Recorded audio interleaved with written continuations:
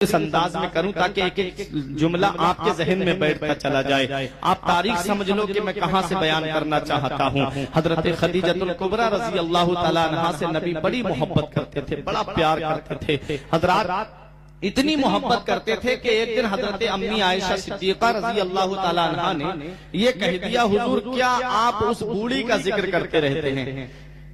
میرے آقا حضور صلی اللہ علیہ وسلم سے کہا, جبکہ آپ کے پاس جوان خوبصورت بیبیاں موجود ہیں. میرے آقا کی آنکھوں میں آنسو آ گئے. نبی نے ارشاد فرمایا, عائشہ آج تم نے جو جملہ بولا ہے اگر اس کو سمندر میں ڈال دیا جائے تو سمندر کا پانی کھارا ہو جائے. میرے آقا فرماتے, میری خدیجہ کے بارے میں کچھ نہ کہنا. تم کو نہیں پتا جب مکے والوں میں کوئی میرا کلمہ نہیں پڑھ رہا تھا تو میری بیوی خدیجہ نے میرا کلمہ پڑھا تھا. تم نہیں جانتی جب مجھے لوگ جب اپنا مال بچا رہے تھے تو خدیجہ نے مجھے مال دے کر کے کہا تھا, اس مال کے مالک آپ ہیں. میرے نبی فرماتے, جب مکے میں سب جھٹلا رہے تھے تو خدیجہ میرے قول کی تصدیق کر رہی تھی. میرے نبی فرماتے, میری خدیجہ نے میرا بہت ساتھ دیا ہے. اور تاریخ بتاتی ہے حضرت خدیجۃ الکبریٰ رضی اللہ تعالی عنہا کی جب وصال کا وقت قریب آتا ہے, جب میرے آقا حضور صلی اللہ تعالی علیہ وسلم کے پاس خبر بھیجی جاتی ہے کہ آقا تشریف لائیے, میرے آقا تشریف لاتے ہیں. میرے نبی سے حضرت خدیجہ نے کہا, آقا میری مرضی یہ ہے, میری خواہش یہ ہے کہ مجھ کو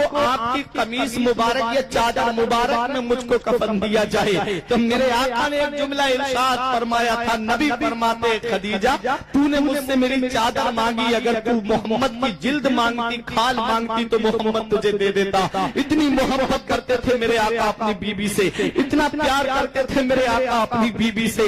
حضرت خدیجۃ الکبریٰ رضی اللہ تعالی عنہا کا وصال ہوا ہے. حضرات اب آؤ ذہن کو قریب کرو. حضرت فاطمہ کی عمر شریف اس وقت بہت چھوٹی سی تھی. حضرت فاطمہ, حضرت خدیجہ حضرت فاطمہ کے چہرے کو دیکھ کر کے رویا کرتی تھی, آنکھوں سے آنسو نکلتے تھے. حضرات تاریخ بتاتی ہے نبی نے جب مکے میں اعلان نبوت کیا, 40 سال کی عمر میں نبی نے اعلان نبوت کیا. میرے آقا حضور صلی اللہ علیہ وسلم 53 سال کی عمر تک مکہ مکرمہ کی سرزمین پہ رہے. 40 سال کی عمر میں اعلان نبوت کیا.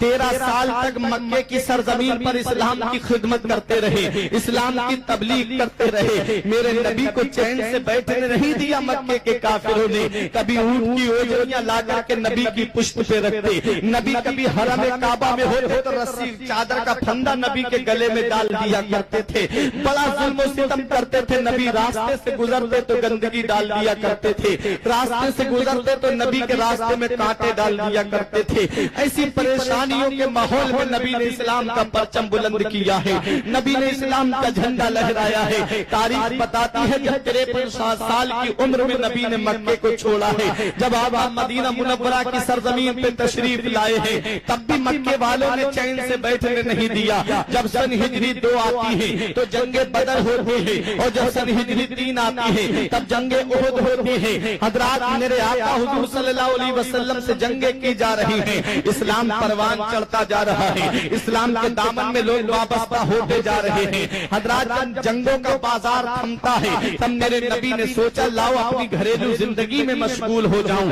میرے نبی نے سوچا لاؤ اپنی بیٹی فاطمہ کا نکاح کر دوں. حضرت فاطمہ الزہرا کے چاہنے والے کو بہت غور سے سننا.